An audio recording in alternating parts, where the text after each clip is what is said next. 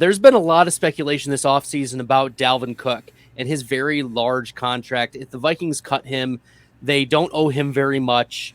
The Vikings also re-signed Alexander Mattison to a modest but not full backup.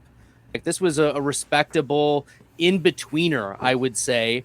And do you have a pulse of what the Vikings are going to do with Dalvin Cook? Are they in the running back market? Are they just hoping that his contract is going to be renegotiated, or are they just straight up looking for the right time to move on? So here's what we know about Dalvin. $14 million is what he's costing against the cap this year, which is just it's egregious.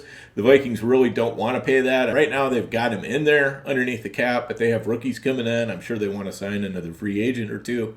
So they even just to sign the rookie class, they're going to have to make some moves. And I think one of the moves is definitely Dalvin. One way or another, I think they're not necessarily trying to get rid of Dalvin Cook. What they're trying to get rid of is that $14 million obligation. They basically got three possible outs on this. They can trade him. They're probably going to get almost nothing for him because he does come with this $14 million. And the trade market is also going to be very limited because how many teams can squeeze $14 million for a running back into their cap? There's not too many that would actually be interested in Dalvin.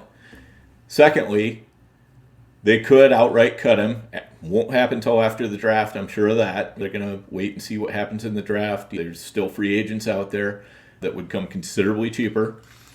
So that's a possibility. But I think if they can't trade him, what they're going to try to do is force him to take that, just restructure and cut his salary down to the point where it's palatable, at least for this year, and get it to where he is either on palatable salaries in future years or else cuttable in future years. So I think that's pretty much what they're going to shoot for. Because as you noted, Alexander Mattison, he's got a contract it's pretty decent money for a starter.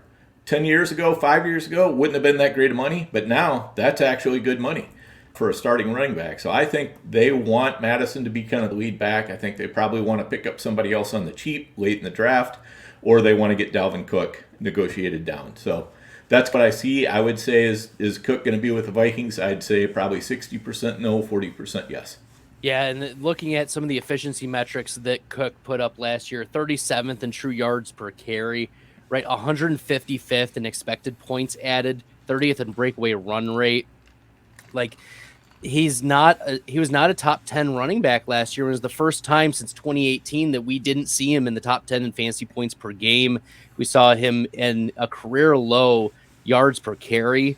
And the elephant in the room for Minnesota is that they shifted significantly from primarily a 50-50 run pass team relative to like 50th percentile in the NFL to they were bottom 5 in rush rate and one of the pass heaviest teams in the NFL. So Cook wasn't getting the massive rush volume that he was before. He's also on the wrong side of the age cliff. His efficiency metrics are down. And so it's just a formula for an overpaid running back to get cut, unfortunately, or that restructure that you mentioned. So I agree with you. I don't think we have a strong pulse of it. We just know something's going to happen or have to happen here with Dalvin Cook. The Minnesota Vikings just can't afford it. Yeah, and one more thought on that too is the spin doctors have been out big time on both sides because you've got Dalvin's agent saying he got his shoulder operated on after the season, and the agent's going, yeah, you're going to finally see Dalvin fully healthy. The shoulder's been bothering him for years, which it has. He's been planning how he's going to take a hit or planning how he's going to land rather than planning how he can make his next cut. So they're out there saying you're going to see the best season out of Dalvin yet. And then you've got the Vikings saying part of the reason why we didn't run as much last year is because we just weren't very good at it. And they haven't really said it's Dalvin's fault. They've said, hey, we could have done better blocking, all that kind of stuff. With all that spinning going on from both sides, it will definitely be interesting to see where all this ends up. And Alexander Mattison, if we remember, was a back end of the third round pick. He only averaged 5 fantasy points per game last year and was 3.8 yards per carry. We thought that Dalvin Cook was inefficient. 3.8 yards per true yards per carry is pretty bad. And Madison is not great for sure.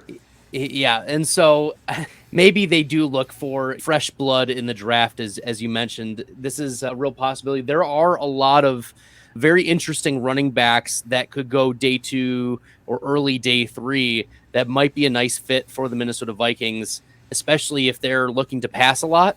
I don't think Jahmyr Gibbs is going to go to Minnesota, but imagine Kirk Cousins as a pocket passer dumping it off a lot to a 12% target share to Jahmyr Gibbs. Beautiful. Yes. Yeah. And I think with the Vikings, they're unlikely to take anybody before day 3 because they just have too many needs in other places. So I think we're looking at either somebody drops late in the 3rd round and they trade up to go get him, or they're going to be looking with a 4th or 5th round pick to try to pick up somebody who can platoon with Madison.